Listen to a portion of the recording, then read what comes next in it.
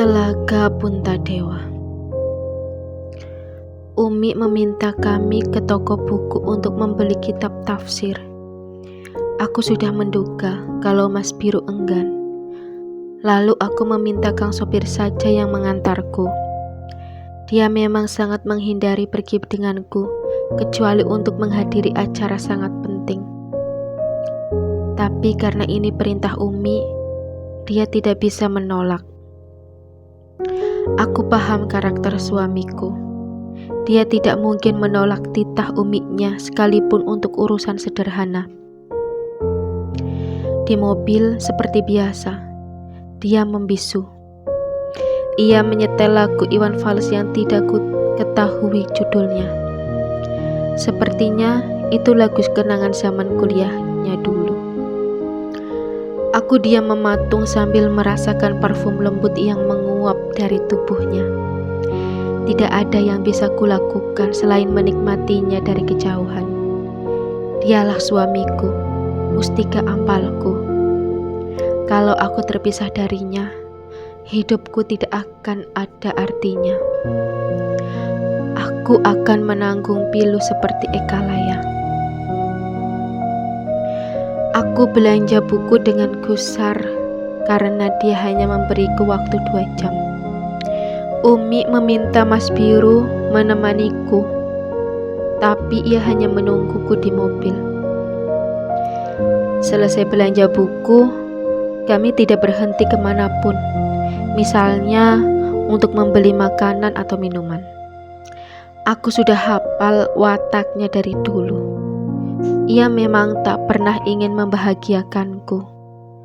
Ia membelokkan mobil ke sebuah SPBU, lalu turun dan berlari kecil menuju toilet. Seperti biasa, ia tak mengatakan apapun, bahkan untuk sekedar pamit. Saat aku membetulkan jilbabku, HP-nya berdering. Dia tak membawanya. Aku menoleh cepat. Ingin ku sentuh benda itu, tapi aku tak bisa menghitung kemungkinan berapa detik lagi dia masuk mobil. Kalau dia tahu, tentu saja dia akan murka karena aku sudah lancang. Maka, aku hanya melihat ponsel itu tanpa berkedip. Namanya Ratna Rengganis muncul di layar, lengkap dengan fotonya. Kalau kau lihat fotonya, kau pasti akan mencintainya. Semua orang akan jatuh cinta kepadanya. Ia memiliki kecantikan yang tidak biasa. Seraut wajah oval, pipi kemerahan berlesung, sebuah mulut mungi laksana buah ceri, alisnya indah. Di foto itu, ia duduk di bawah pohon rindang sambil menyilangkan kaki. Jilbabnya berkibar kena desau angin. Tubuhnya molek seperti putri-putri dalam sampul novel Belanda.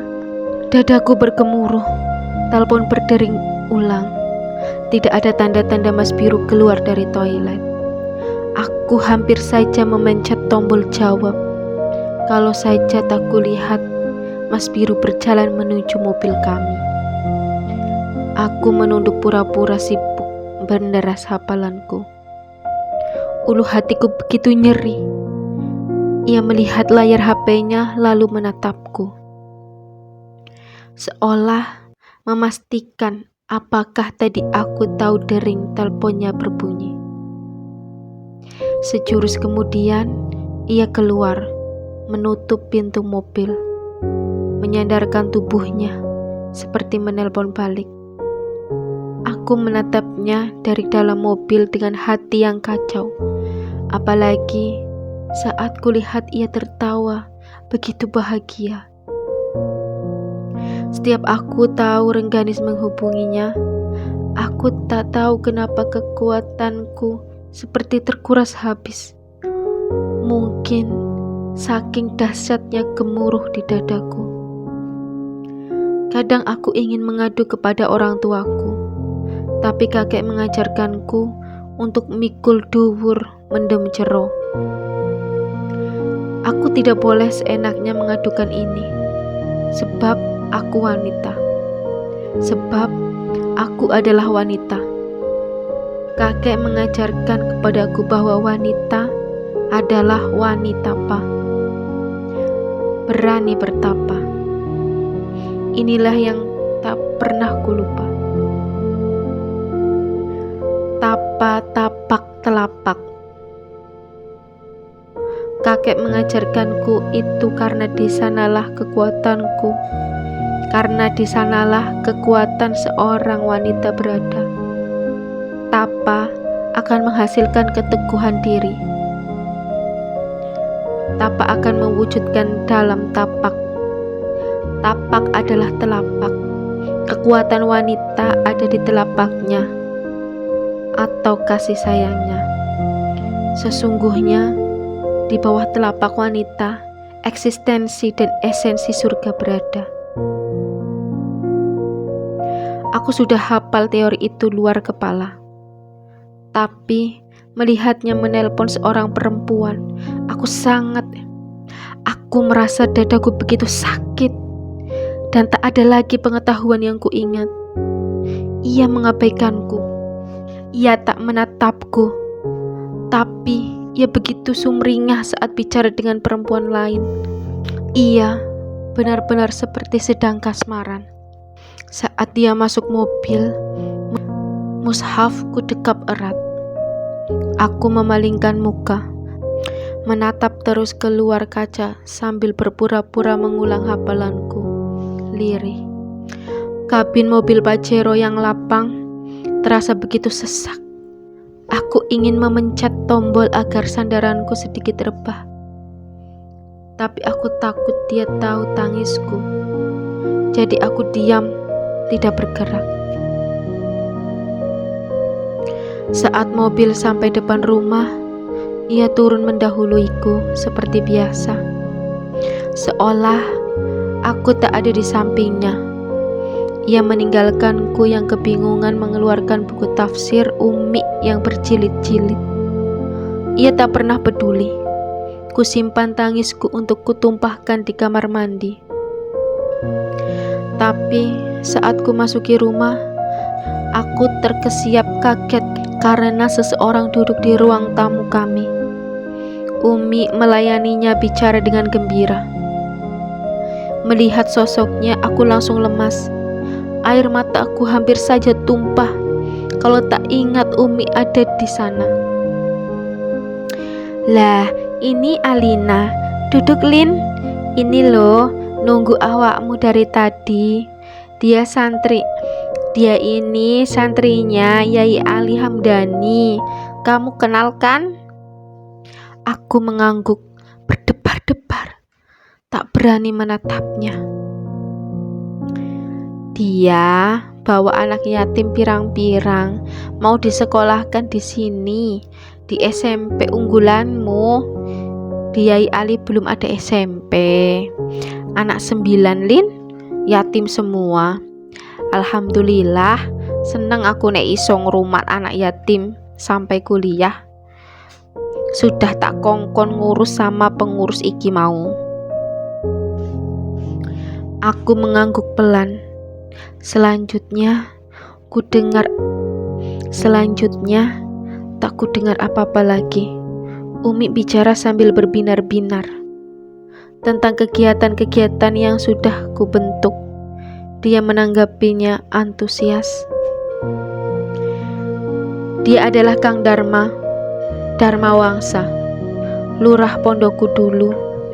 Sejak aku menjadi santri baru, ia sangat menjaga jarak denganku. Hal itu dilakukannya karena ia menghormatiku, karena tahu bahwa aku adalah calon menantu Kiai Hanan, sahabat Kiai kami. Dia adalah Kang Dharma yang tenang seperti air sungai di malam hari, yang ketika mengajar selalu menenteramkan hatiku. Dia adalah Kang Dharma yang sering meminjamkan buku-buku karena dia tahu hidupku begitu membosankan, masa depanku akan sangat berat. Jadi aku harus banyak membaca. Dia adalah Kang Dharma yang tenang seperti Yudhistira, memberiku banyak pengetahuan di tengah hafalanku yang padat. Yudhistira yang sabar dan berwatak samudra, yang mampu menguasai segala nafsu, yang mampu menerima segala watak dan kemauan orang lain. Yudhistira yang sangat mencintai istrinya, bukan mengabaikan dan menyiakan seperti Mas Biru. Umi meninggalkan kami, pamit hendak menyimak mbak-mbak santri ngaji. Aku terus menunduk, menyembunyikan sedih. Sehat, Lin? Aku mengangguk, hampir menangis. Aku tidak mungkin mengadukan kesepianku, karena aku sekarang adalah seorang putri. Seorang putri harus menghindari watak cula dan culas. Cula itu ucul Allah, culas itu ucul bablas. Aku tak mungkin menurunkan wibawaku sendiri. Mana ini Rana Wijaya? Dia bertanya sambil tersenyum. Aku bingung maksud pertanyaannya sampai aku sadar Rana Wijaya adalah keturunan Dewi Suhita. Dia pasti bertanya apakah aku sudah hamil. Pangestunya Kang, jawabku dengan nada pilu. Dia tertawa lembut. Tawanya membuatku ingin menumpahkan segalaku. Kamu tampak kurusan, Lin. Tenggorokanku tercekat. Perhatiannya menghanyutkanku dalam sebuah perasaan mabuk yang sempurna. Hampir saja aku terjerat dalam jala-jala kelembutan sinar matanya. Aku tak mungkin bilang bahwa hidupku seperti diguyang ono blumbang, dikosoki alang-alang, disiakan, diabaikan. Aku tak mungkin mengatakan itu. Aku harus mikul dhuwur mendem jero. Hujan turun merintih di atap rumah. Di genteng-genteng, angin berhembus menggoyahkan korden. Aku diam mendengarkan hujan, merasai rinduku kepadanya yang teramat dalam. Dia tidak boleh tahu kesedihanku. Dia harus tahu bahwa aku sekarang adalah seorang putri yang meruput katri, mendahulukan 3 hal seperti ajaran nenek moyangku yang berdarah biru: Bakti, Nastiti, Ati-ati. Dia tidak boleh tahu yang terjadi. Dia harus tahu bahwa kepada suamiku aku bekti, sungkem, pasrah ngalah, bangun turut, dan setia tuhu. Dia terus menatapku dengan penuh rasa khawatir karena kesedihan mulai memancar di wajahku. Tapi aku tahu ini tak boleh diteruskan. Aku harus segera membangun jarak sejauh-jauhnya, walau hatiku sangat rindu. Aku menyudahi kalimatnya dengan kalimatku. Hati-hati kalau pulang ya Kang, semoga anak-anak kerasan.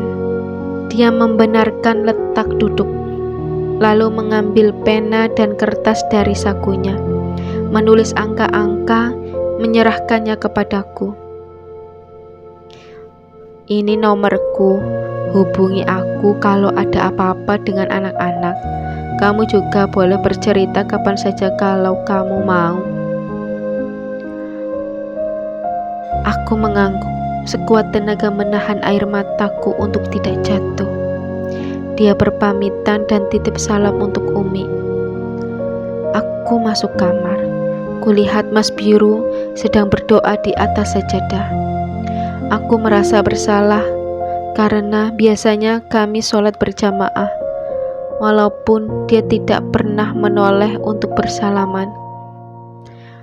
Di luar hujan semakin deras. Kulihat Kang Dharma masuk mobil untuk pulang menembus hujan. Aku rindu, tapi aku tahu itu harus kusimpan sendiri dalam diam, lalu kumusnahkan. Aku membuang kertas berisi nomor teleponnya. Kertas itu segera mengapung bersama genangan air hujan yang mengalir dan menjauh. Aku menutup jendela. Tidak, Kang Dharma bukan tandingan Rengganis. Aku harus dikdaya tanpa aji. Aku harus menaklukkan Mas Biru dengan kelembutan kasih sayangku, bukan dengan menghadirkan Kang Dharma. Aku mematikan lampu, menangis dalam senyap. Aku terseduh.